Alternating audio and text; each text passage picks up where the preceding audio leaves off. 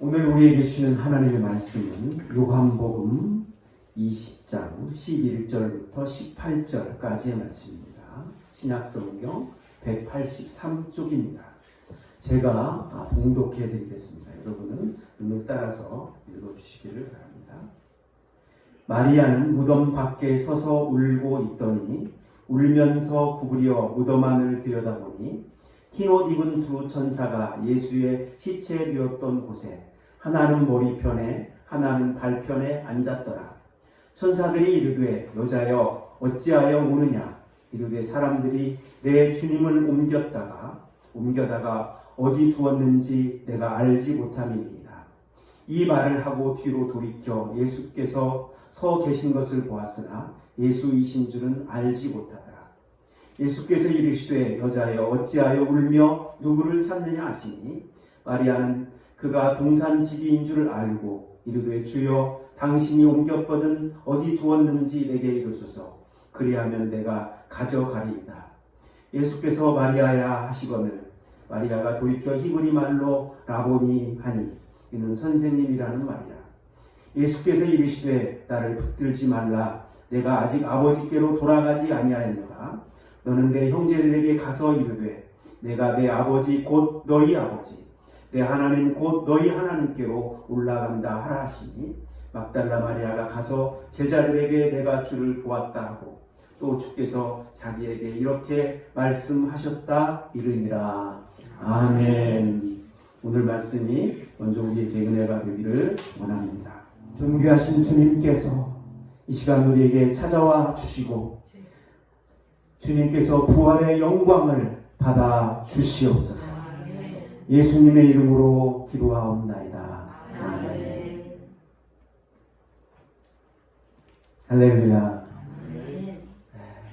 7주 만에 여러분과 함께 주일 예배를 드리게 된 것을 하나님께 영광을 올려드립니다. 부활의 은혜가, 부활의 능력이 여러분에게 가득하시기를 축원합니다. 오늘 부활주일 말씀, 오늘 제목을 한번 따라서 보겠습니다. 죽음 같은 삶에도 부활은 있다. 마스크를 쓰고 있어서 좀 불편하시지만 몇 사람과 이렇게 인사합니다. 예수님께서 부활하셨습니다. 예수님께서 부활하셨습니다. 할렐루야. 주님이 부활하셨어요. 참 안타깝습니다. 부활주의를 맞았지만 코로나19로 인한 불화로 인해서 집 밖으로 나오지 않는 사람들이 많다고 합니다. 이른바 코로나 우울증이라는 것이 생겼대요. 마치 어떤 사람들은 벌을 서고 있는 것 같다 이렇게 얘기를 하기도 합니다. 여러분, 사람이 가장 견디기 힘든 벌이 뭘까요? 윌리엄 제임스는 심리학의 원리라는 책에서 사회에서 밀려나서 모든 구성원들로부터 완전히 무시를 당하는 것, 이것보다 잔인한 벌은 없다. 방 안에 들어갔는데 아무도 쳐다보질 않아요. 또 말 대꾸도 하지 않아요. 만나는 모든 사람들이 죽은 사람 취급을 하고 존재하지 않는 물건을 대하는 듯한다. 이렇게 되면 어때요? 오래지 않아서 우울화가 생기고 절망에 빠지고 그래서 오히려 잔인한 고문을 당하는 게 더 낫겠다 이렇게 생각한다는 거죠. 아일랜드 보통은 이것을 사랑의 결핍 때문이다 라고 얘기를 합니다. 사랑이 결핍된 사람들은 자신보다 다른 사람들에게 더 관심이 중요해요. 그러니까 다른 사람이 나를 바라보는 방식이 내가 나를 바라보는 방식을 결정해 버린다는 거죠. 그래서 내가 어떤 말을 던졌는데 다른 사람이 내 말을 듣고 너무 즐거워해. 그러면 나는 다른 사람들을 감동시키는, 즐겁게 하는 그런 능력이 있구나 이렇게 생각을 해요. 그런데 내가 어디에 모임에 갔는데 다른 사람들이 눈길도 주지 않고 그런다. 그러면 어때요? 나는 가치 없는 사람인가 봐. 스스로 자신을 의심한다. 판단해버린다. 오늘 본문에도 보면 자신이 세상에서 버림받았다는 자괴감 때문에 차라리 죽는 것이 낫겠다라고 생각한 한 여인이 나와요. 그 여인이 지금 예수님의 무덤 앞에서 울고 있습니다. 자, 11절 같이 봅니다. 마리아는 무덤 밖에 서서 울고 있더니 울면서 구부려 무덤 안을 들여다보니. 보세요. 마리아는 뭡니까? 여자예요. 여인. 그 다음에 무덤, 울면서, 이런 단어들이 합쳐지니까 어떻게 됩니까? 우리의 마음이 매우 무겁고 답답하고 슬프죠. 이 마리아의 모습이 코로나19로 인해서 감염의 두려움, 생계의 근심, 신앙의 위기를 겪고 있는 그런 절망에 빠진 우리들의 모습이 아닌가 생각할 수도 있습니다. 그러나 우리가 잊지 않아야 될 것은 뭐냐면, 이 여인의 눈물은 해결되지 않은 자신의 문제 때문이 아니라는 겁니다. 왜 그는 죽음을 무릅쓰고 한 사형수의 무덤을 향해서 달려갔는가? 그분이 자신을 절망으로부터 구원해 주시고 죽어가던 영혼에 새 생명을 주셨기 때문에. 할렐루야. 그래서 부활은 뭐냐? 따라서 합시다. 부활은 생명의 역사다. 부활은 생명의 역사예요. 자, 이 여인이 누굽니까? 막달라 마리아. 막달라 마리아가 어떤 사람인가? 누가복음 8장 2절 같이 봅니다. 또한 악귀를 쫓아내심과 병 고침을 받은 어떤 여자들 곧 7 귀신이 나간 자 막달라이라 하는 마리아. 자, 이 막달라이라는 마리아가 어떤 사람이에요? 7 귀신이 나간 자. 즉 7 귀신이 들렸던 사람들. 여러분, 귀신 하나만 들어와도 얼마나 골치가 아프고 괴로워요. 그런데 7 귀신이 들어와서 괴롭힌다. 이 고통을 상상할 수가 없는 거죠. 그런데 그에게 누가 찾아오셨어요? 예수님이 찾아오셨어요. 말씀 한마디로 이 7 귀신을 다 쫓아내 주셨어요. 놀라운 일이죠. 또한 그는 당시 유대 사회로부터 죄인이라고 찍혔던 여자예요. 이 말은 뭐냐? 그가 몸을 파는 창기였을 수도 있다, 이런 뜻입니다. 여자입니다. 창기입니다. 많은 사람들로부터 죄인으로 낙인 찍힌 사람. 그런데 그런 그를 한 인간으로 받아주는 분이 계셨어요. 그분이 예수님. 그때부터 예수님은 마리아 인생의 전부입니다. 그가 세상을 사는 유일한 이유가 되었어요. 그날부터 그녀는 하루도 빠지지 않고 예수님을 따라다닙니다. 자신이 가장 아껴두었던 그 향유 옥합을 예수님의 발 앞에 다 부어드릴 정도로 자신이 가진 모든 것으로 주님을 섬겼습니다. 그런데 이 세상이 그분을 십자가에 못 박아 버림으로 그 인생의 유일한 주인을 마리아로부터 뺏어가 버린 거예요. 얼마나 고통스러운지. 어느 목사님이 무덤을 향해서 달려가는 이 마리아의 심정을 상상하면서 쓴 글이 있어요. 마리아의 독백입니다. 마리아가 무덤을 달려가면서 혼자 하는 말, 이런 내용이에요. 지난밤 나는 예수님의 손과 발을 못 박았던 그 망치 소리 때문에 한숨도 잠을 이룰 수 없었습니다. 지금이라도 저 무덤을 박차고 나와서 내가 죽은 줄 알았지 하면서 웃어주실 것 같아요. 이제 이 모든 것은 다 끝나고 말았습니다. 남자도 소유도 젊음도 세상은 내게 상처밖에 주지 않았습니다. 유일하게 그분만은 나의 치유였습니다. 그분의 눈동자는 마치 나를 만드신 창조주 하나님이신 것처럼 내 속마음을 다 들여다보고 계셨습니다. 내가 원하는 것은 그 주님 앞에 무릎 꿇고 말씀을 듣고 싶은 것뿐인데 저 무덤이 벽이 아닌 문이 될 수는 없는 걸까요? 나의 이름을 부르시는 그분의 온유한 음성을 다시 한번 듣고 싶습니다. 그래서 자신이 고침받았던 그 구원의 역사, 새 생명의 역사를 기억하면서 그 새벽에 군병들이 지키고 있는 무덤을 향해서 달려간 겁니다. 따라서 합시다. 부활은 생명의 역사다. 부활은 생명의 역사. 안식 구천날 예수님의 무덤을 향해서 달려간 이 마리아는 세상 어느 누구도 경험하지 못했던 최고의 축복, 놀라운 은혜를 누리게 돼요. 뭡니까? 바로 부활하신 예수님을 처음으로 만나다죠. 생각해 보십시오. 부활하신 예수님이 처음으로 누군가를 만나주신다면 누구를 만나야 할까요? 3년 동안이나 그분을 따라다녔던 제자 중에 한 사람을 만나는 게 맞잖아요. 근데 아니었다. 마리아가 그 은혜를 누린 겁니다. 여러분, 그 당시에 여자라는 것은 법정에 가도 증거 능력을 인정받지 못하는, 다 무시당하는 그런 존재예요. 그런데 부활이라는 가장 위대한 사건을 사람들에게 증거하기 위해서 가장 보잘것없는 한 여인을 주님이 택하셨다. 코로나19를 통해서 나는 할 수 있는 게 아무것도 없구나, 나는 보잘것없는 존재구나. 아니에요. 여러분이 가장 주님 앞에 귀한 존재인 줄 믿습니다. 아멘.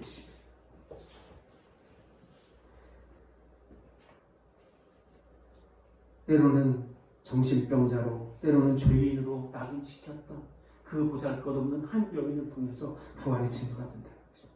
어떻게 마리아는 이 은혜를 입을 수 있었을까? 그것은 그녀가 예수님이 십자가에 달리시는 순간부터 무덤에 장사될 때까지 모든 과정 속에 이 마리아가 다 있었기 때문에 저는 그렇게 생각을 해요.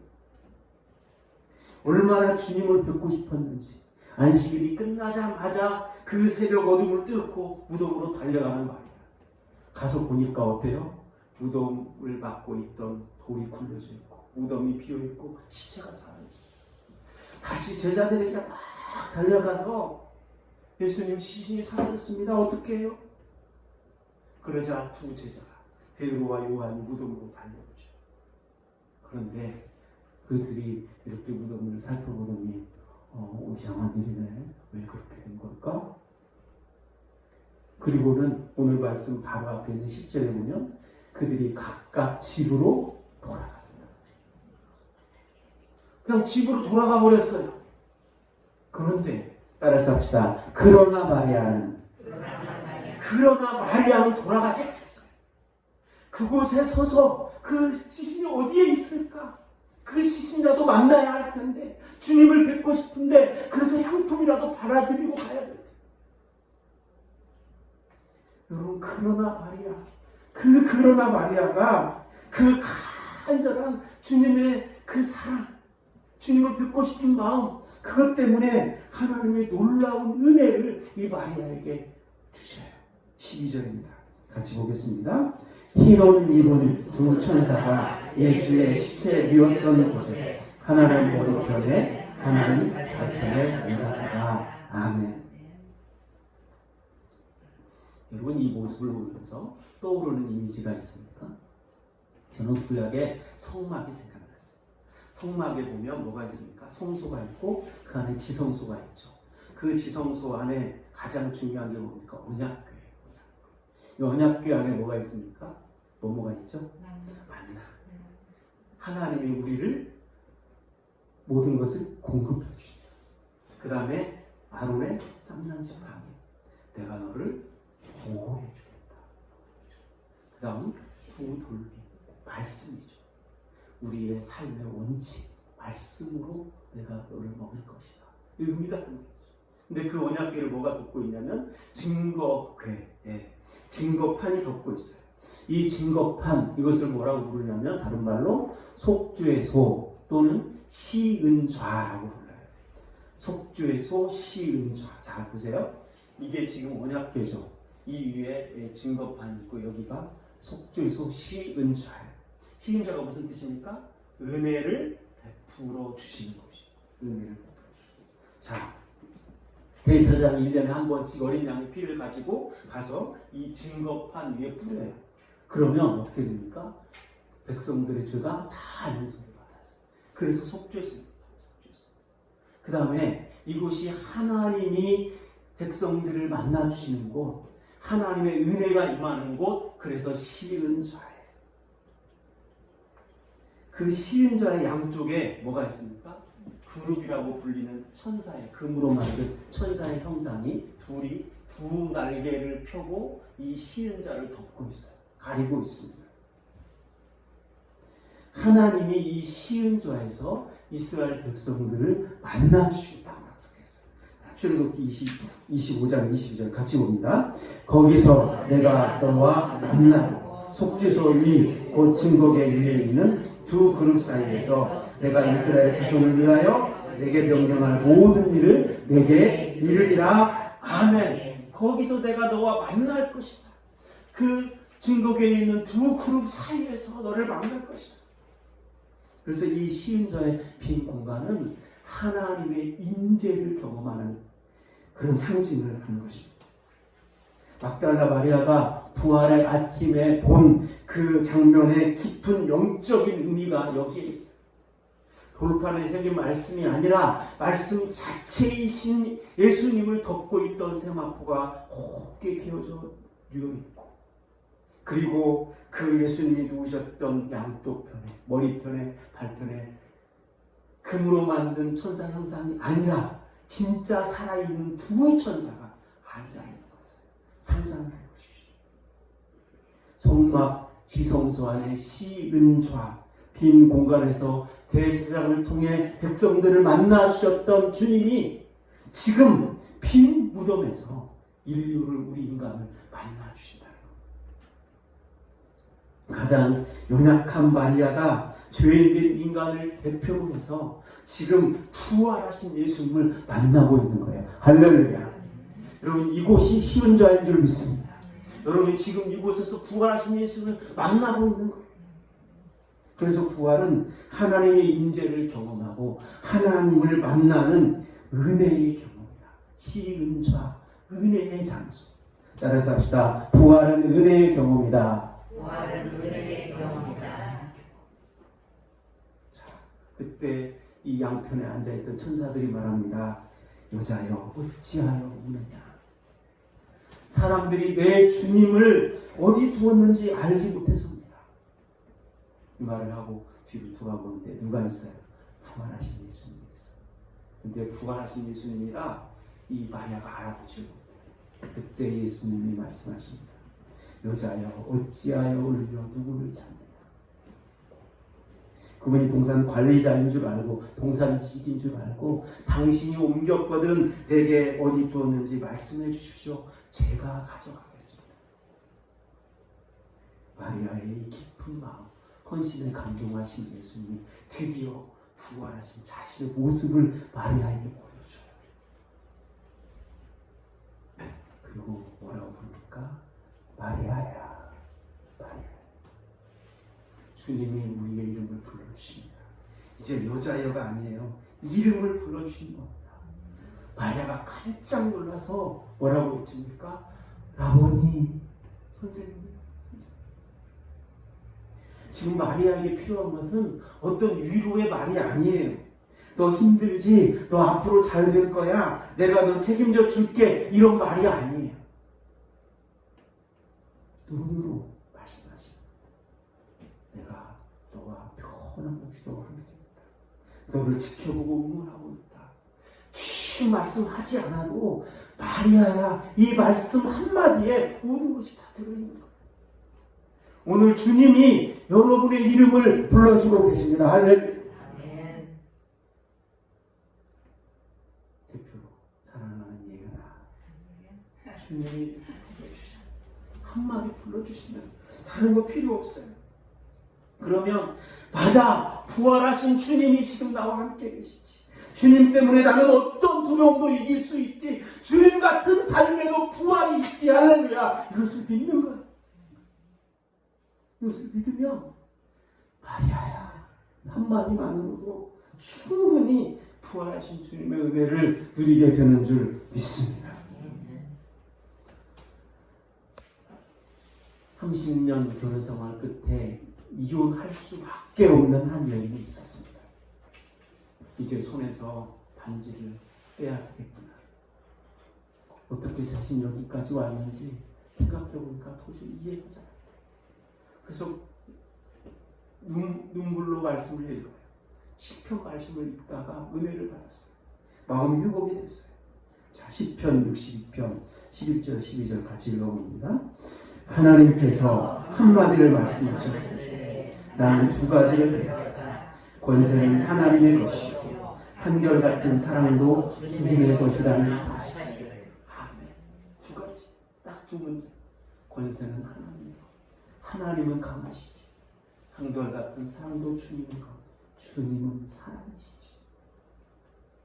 너무도 단순한 이 두 구절이 이후의 삶을 이길 수 있는 힘이 됐어요. 그가 기도합니다. 이제 제 마음을 주님께만 드리기로. 그리고 계획을 세웁니다.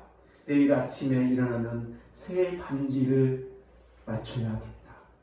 이제 홈 반지를 빼고 주님과 함께 주님의 은혜를 기억하며 살기 위해서 새 반지를 만들어 끼워야겠다.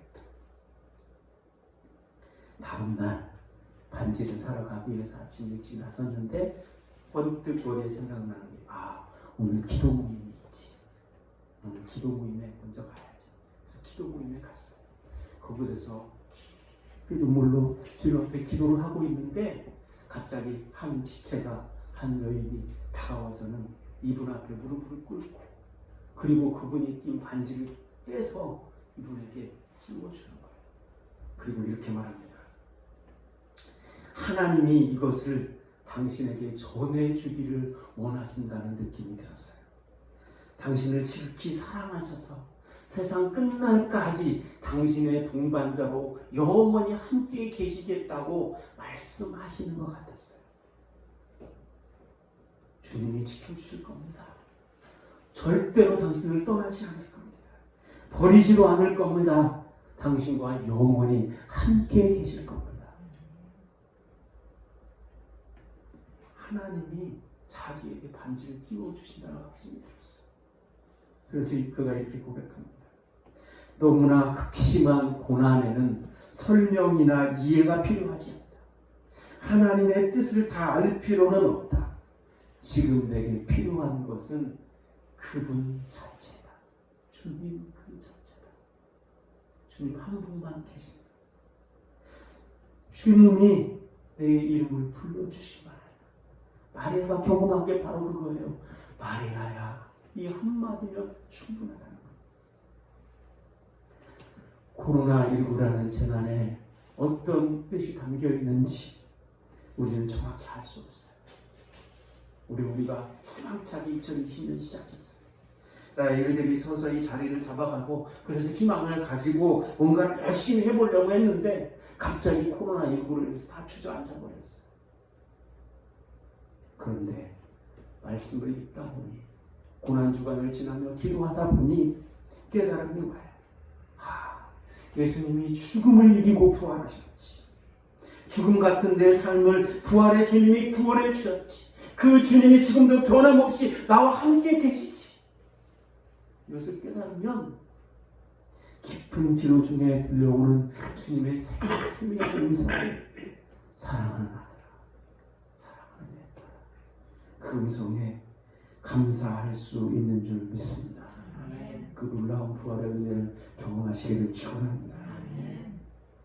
자, 자신의 이름을 불러주시는 그 주님께 마리아가 다가가려고 하자 부활하신 주님 말씀하십니다. 나를 붙들지 말아라.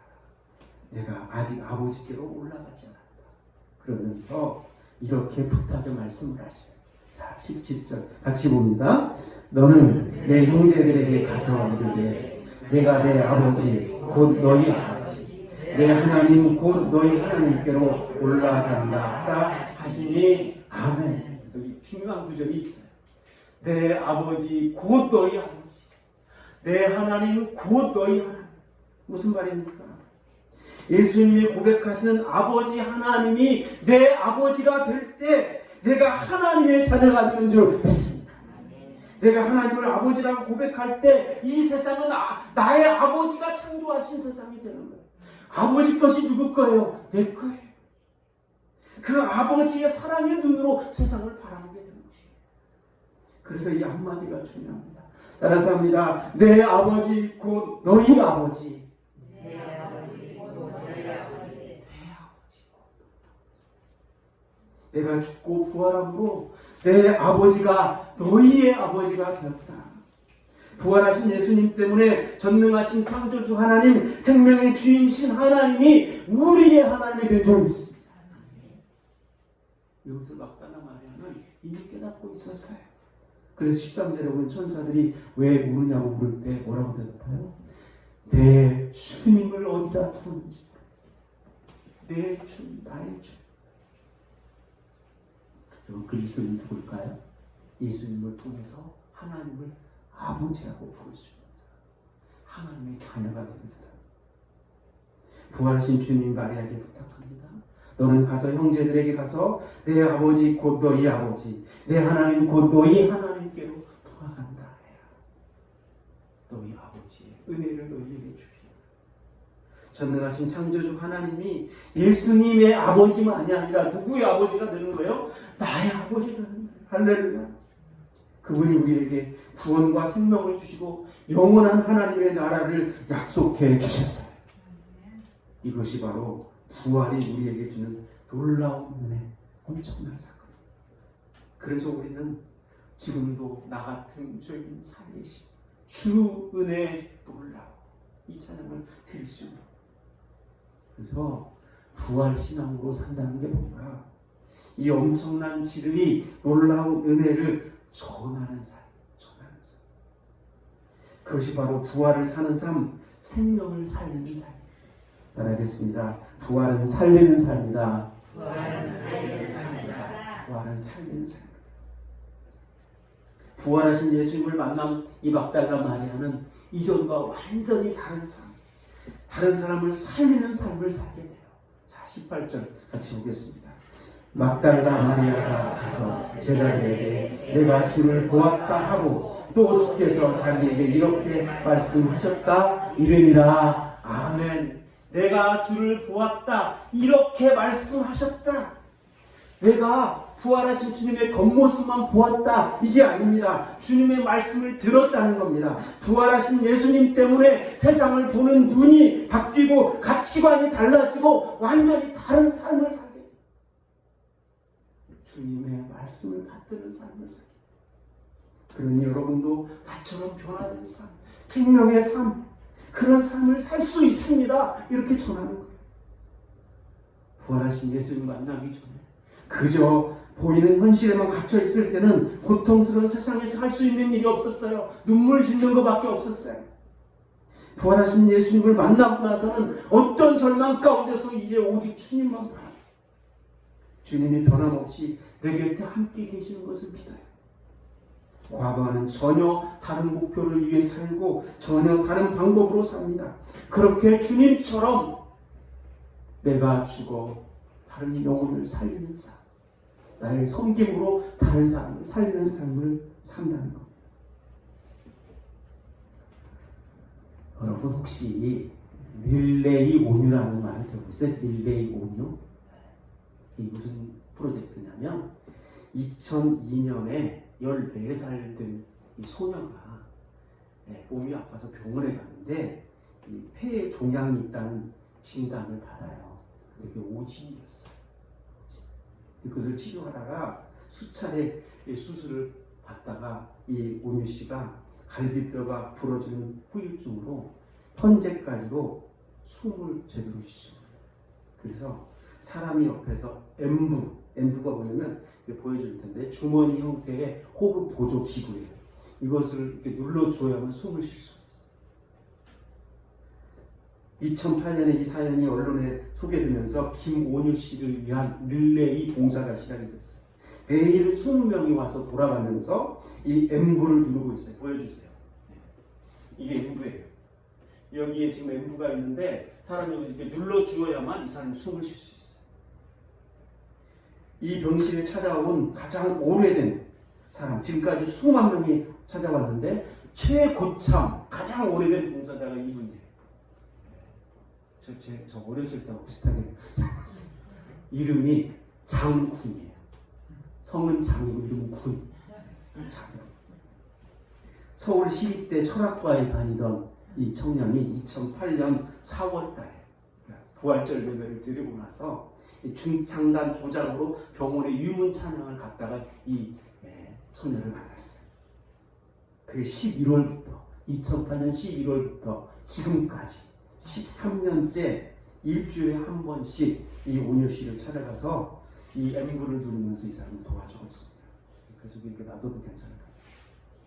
이 장군 씨는 온유 씨를 처음 만났을 때 이렇게 회고합니다. 처음 그를 본 날을 잊을 수가 없어요. 수차례 사형 선고를 받은 사람 같지 않게 환하게 웃고 있었어요. 어떻게 저렇게 기쁨으로 살 수 있을까? 여러분, 그러면서 내가 오히려 감사했다. 이 김온유 씨가 작년에 숨 쉬지도 못해도 괜찮아라는 책을 냈는데 이 책에서 이런 얘기를 해요. 처음에는 자신의 이 엠브를 눌러줄 사람이 없어서 아무리 전화를 해도 누가 오지 않는다. 그런데 이 장군 씨를 만나고부터는 사람들이 몰려들기 시작해요. 그러면서 이렇게 고백합니다. 맞아. 여태 힘들지 않았던 날이 없지만 내 곁에 아무도 없어서 숨을 쉬지 못했던 적은 단 한 번도 없었지. 그럼 이게 생명을 살리는 일. 그런 한결같은 기적을 선물로 받고 있는 나는 분명 이 세상에서 가장 복 있는 사람이야. 그러면서 이 책으로 또 SNS로 사람들에게 희망을 주고 있어요. 저는 다른 사람이 엠브를 눌러주지 않으면 숨을 쉴 수 없는 사람입니다. 그런데 저는 지금까지 살아있습니다. 여러분 힘을 내서 희망을 가지세요. 자신이 약속한 봉사 시간을 지키기 위해서 일상의 작은 즐거움을 포기하고 더 큰 기쁨을 선물로 받은 사람들. 이들이 바로 부활을 살아내는 사람들, 살리는 삶을 사람들이 아니겠습니까? 부활을 산다는 것은 다른 세상과 다른 눈으로 산다는 것이고 그것이 생명을 살리는 일이라면 주님이 기뻐하시는 일이라면 기꺼이 살아내는 것입니다. 코로나19로 너무도 고통스러운 시간을 우리가 지나고 있습니다. 그렇다고 이것을 핑계로 우리가 신앙을 내팽개칠 수는 없잖아요.